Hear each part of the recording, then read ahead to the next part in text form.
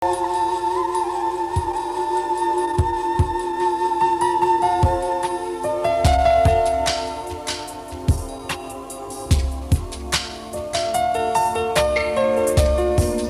Bapak Ibu dan Saudara yang dikasihi oleh Tuhan.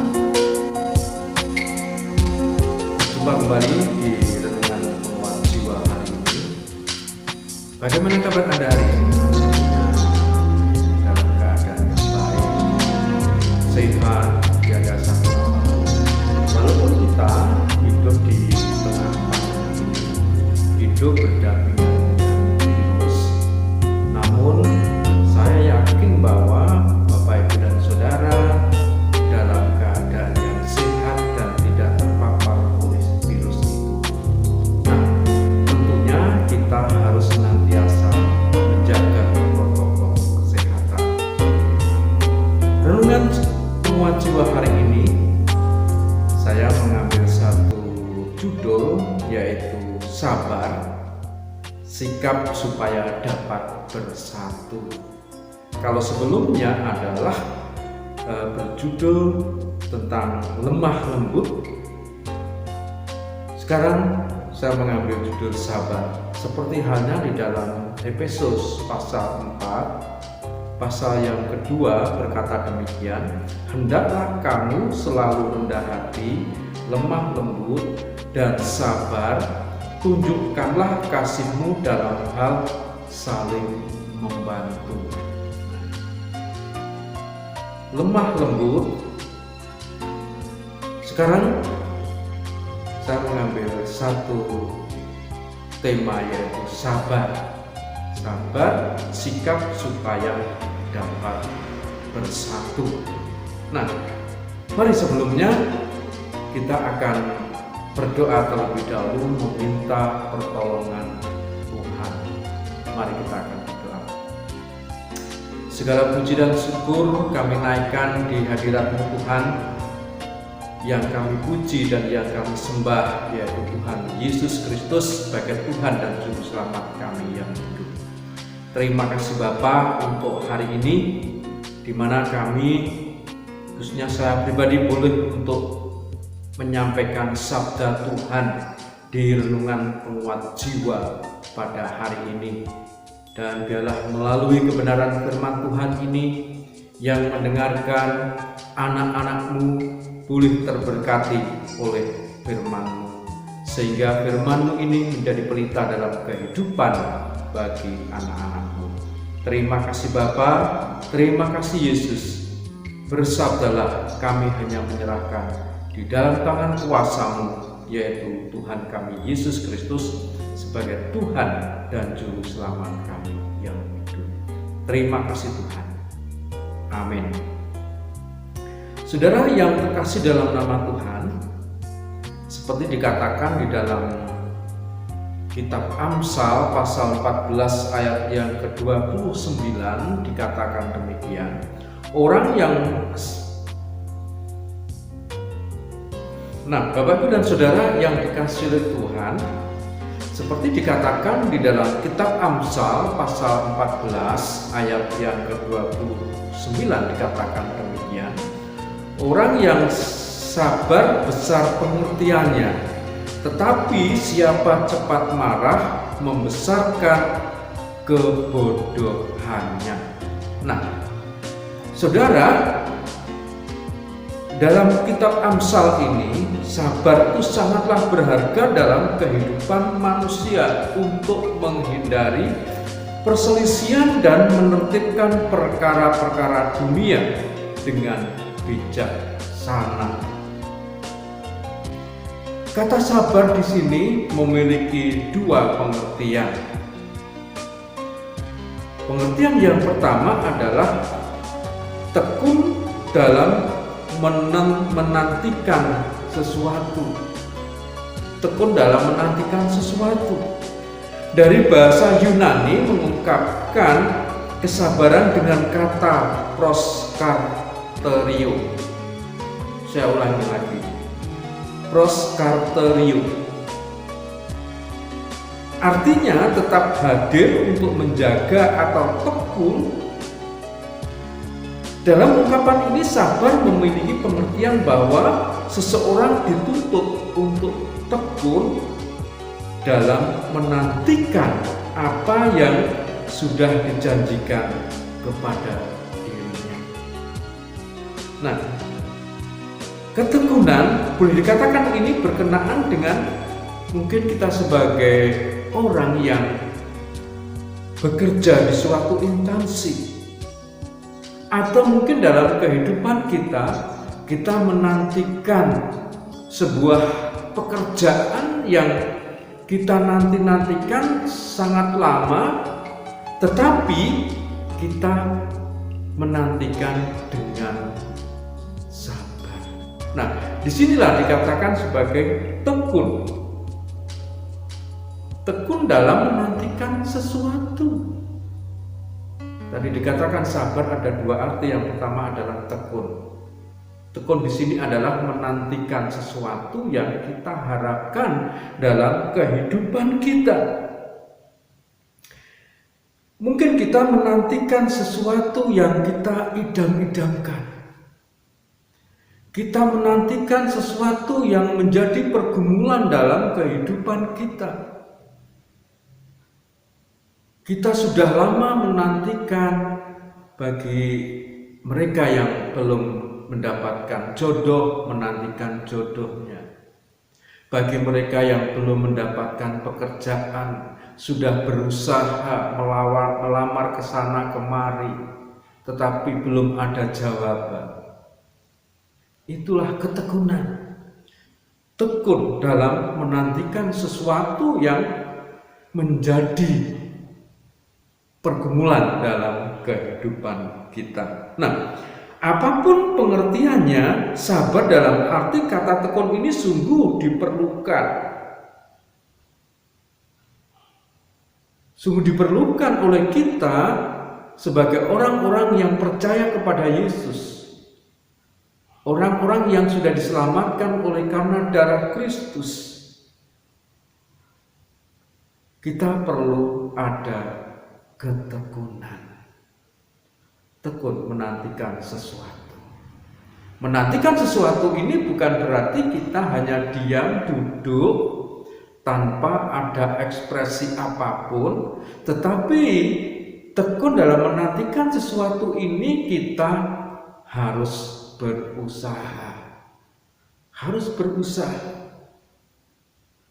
Nah, banyak di antara orang-orang percaya yang tidak sabar menantikan sesuatu ini, membuat dirinya menjadi resah, ada kemarahan, bersungut-sungut, bahkan hingga mereka sampai dengan menyalahkan Tuhan.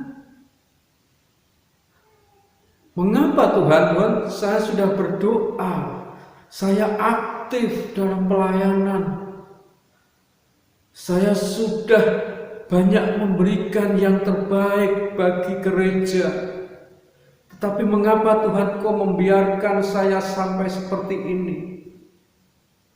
Saya menantikan sesuatu yang sudah saya idam-idamkan, tetapi semuanya tidak ada yang terkabul, sehingga kita marah, bahkan hingga sampai kita emosi. Nah, saudara-saudara yang dikasihi oleh Tuhan, sangatlah penting kita memiliki kesabaran yang sabar, yang tekun ini.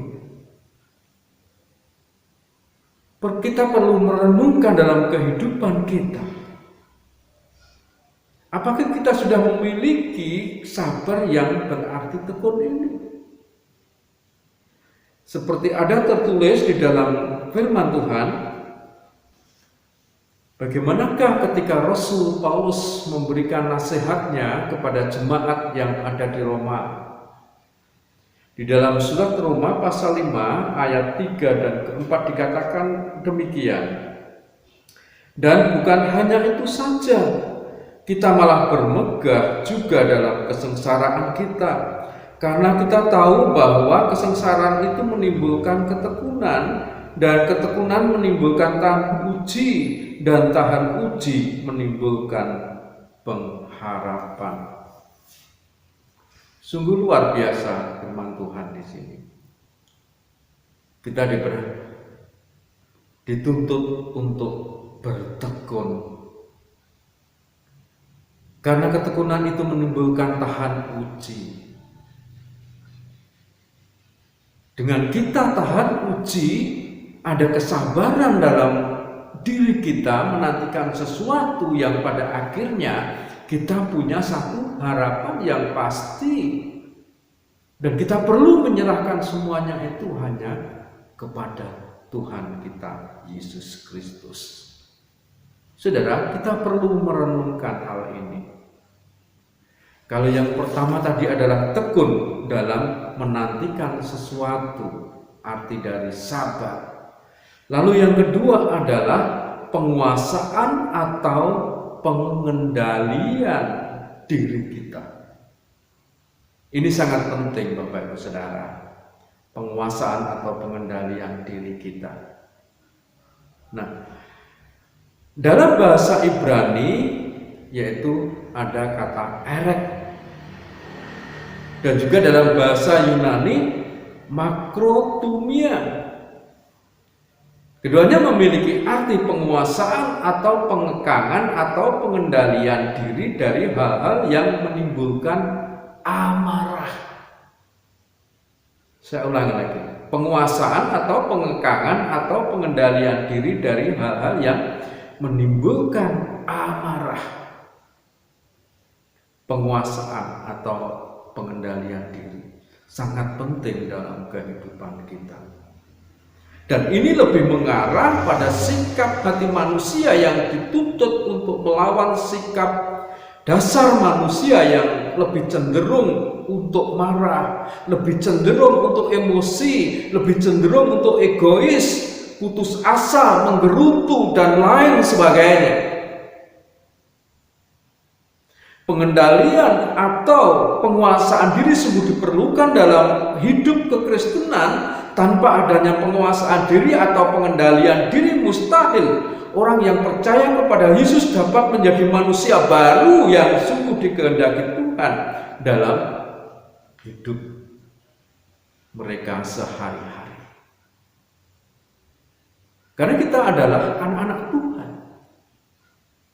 Kita adalah orang yang sudah diselamatkan oleh karena darah Kristus. Kita harus mampu mengendalikan diri kita. Kita harus mampu mengendalikan amarah kita. Kita harus mampu mengendalikan emosi kita. Kita harus mampu mengendalikan egois kita. Dan janganlah berputus asa. Apalagi ada masalah sedikit dengan orang lain sudah menggerutu. Ada masalah sedikit dengan orang lain sudah emosi ditonjolkan. Ada masalah dengan orang lain, pada akhirnya tidak bisa menguasai diri kita.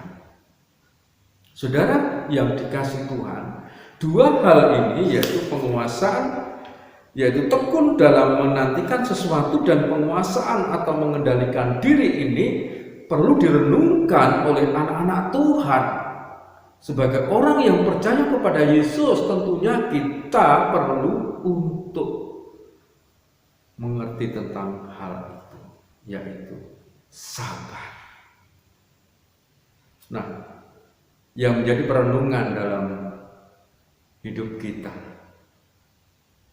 apakah kita sudah memiliki pengendalian diri sehingga dalam kehidupan kita senantiasa tidak terbawa oleh hal-hal yang bisa menyakitkan hati orang lain.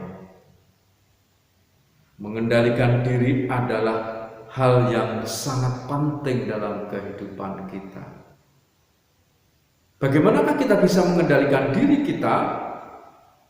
Yaitu kita harus tekun, kita harus senantiasa mempelajari apa yang Tuhan sudah ajarkan melalui firman Tuhan. Dalam bagian ini Paulus menegaskan tentang arti sabar berkenaan dengan penguasaan atau pengekangan diri kepada jemaat yang ada di Efesus. Di mana jemaat yang ada di Efesus pada saat itu sangat rawan dan banyak permasalahan-permasalahan yang timbul di antara mereka, sehingga mereka saling tuduh.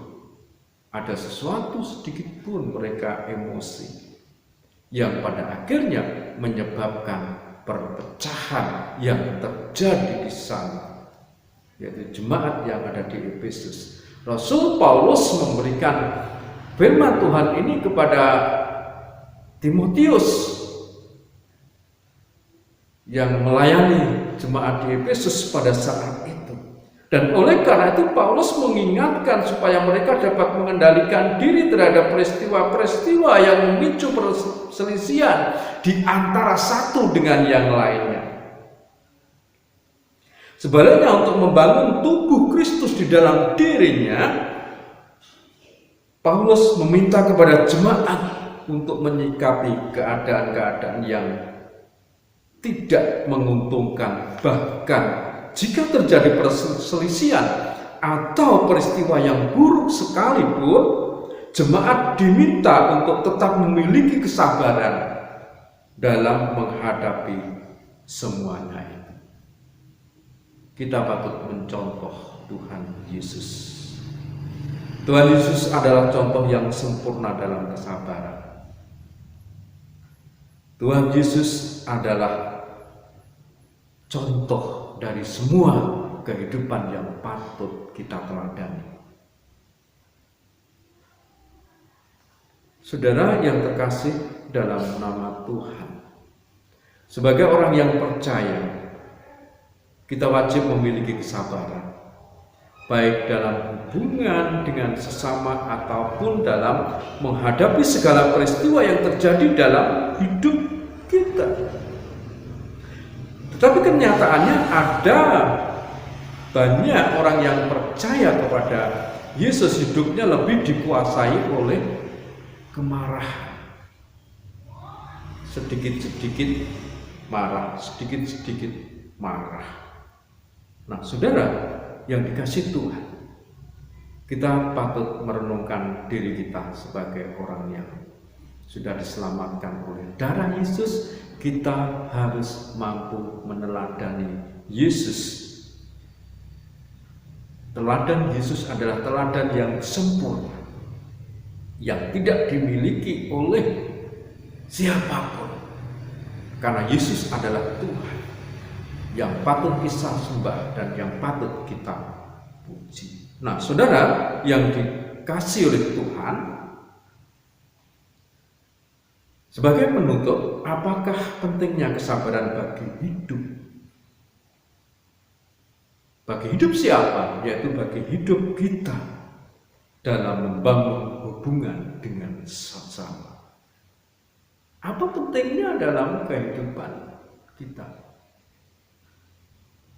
Kesabaran yang ada. Kalau saudara belum mempunyai kesabaran, saudara patut belajar dari kehidupan Tuhan Yesus yang ada dalam firman Tuhan. Yang kedua adalah, apakah saudara sudah ikut ambil bagian dalam membangun kebersamaan? Baik itu kebersamaan di dalam keluarga, kebersamaan di dalam gereja, kebersamaan di tempat kerja, kebersamaan di lingkungan Anda saat ini hidup. Itu adalah sangat penting. Kalau saudara sudah mempunyai dua hal ini, berarti Anda sudah mempunyai satu sifat sabar yang bisa memberikan kesaksian bagi mereka, yaitu bagi mereka yang belum mengenal Yesus akan mendengar kesaksian kita, karena kita adalah Alkitab yang terbuka yang senantiasa dibaca oleh banyak orang. Mari kita akan berdoa. Segala puji dan syukur Tuhan kami naikkan di hadirat-Mu. Engkau yang Maha Kudus dan Engkau yang Maha segala-galanya. Untuk itu Tuhan, kami menyerahkan anak-anak-Mu. Engkau ajari mereka untuk begitu pentingnya punya kesabaran dalam kehidupan mereka, sehingga dalam kehidupan mereka mampu membangun hubungan dengan sesama, baik itu di dalam rumah tangga, baik itu di dalam lingkungan mereka hidup, dan juga di tempat kerja, dimanapun mereka. Tuhan, ajarilah untuk sabar. Dan juga Tuhan, kami menyerahkan jemaat-Mu untuk mampu ambil bagian dalam membangun kebersamaan ini. Tidak hanya slogan saja, tetapi mereka boleh untuk terjun langsung dalam kebersamaan ini yang didasarkan atas sabar, didasarkan atas teladan Tuhan Yesus Kristus. Oleh karena itu Tuhan, ajarilah kami untuk bisa melakukan hal ini kepada banyak orang. Terima kasih Tuhan, ampunilah segala dosa dan kesalahan kami. Inilah Tuhan seru dan doa kami, hanya kami panjatkan di dalam nama Tuhan Yesus Kristus. Terima kasih Bapa. Amin. Saudara yang dikasihi Tuhan, tetap sehat, jaga protokol kesehatan, selalu mencuci tangan pakai sabun dan air bersih, juga hand sanitizer. Selalu jaga jarak antara satu dengan yang lainnya, paling tidak 1 meter. Dan jangan lupa Anda harus senantiasa memakai masker.